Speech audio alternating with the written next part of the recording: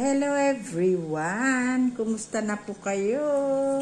Na-miss nyo ba ako? Na-miss ko po ang mag-video.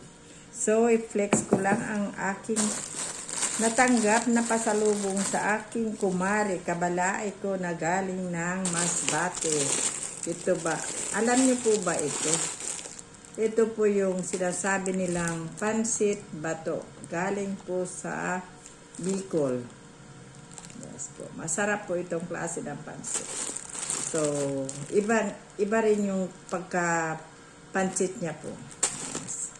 Then, I have here the batuan. Di ko po alam ang English or what. Basta alam ko batuan po ito. Ito po yung ginagamit nila na pampaasim.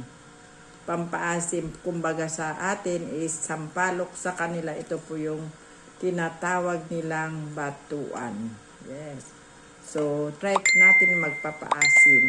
Nakatry na po akong kumain ng may ganito, pero di pa ako nakapag-try na magluto ng may ganitong batuan. And of course, I have here the honey. Nilagyan ko na ng pure honey. Yes, kasi baka mapagkamalan na ito isa.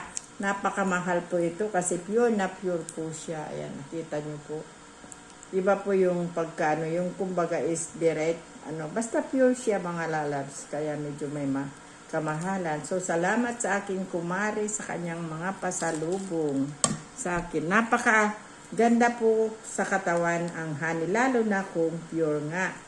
Good for the all over the body sa amin.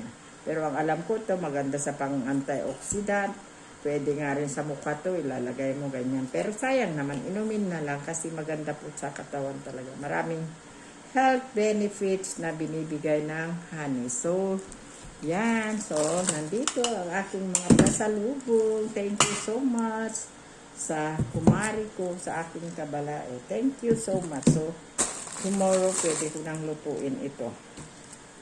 Magsisigang po tayo at magluluto tayo ng pansit bato. Yes, bye-bye. Then yung honey, lagyan natin ng lime or calamansi. Tapos inumin na natin. Bye-bye po. Maraming salamat sa mga panonood nyo ng aking video. Sana po huwag po kayong magsawa. Bye-bye.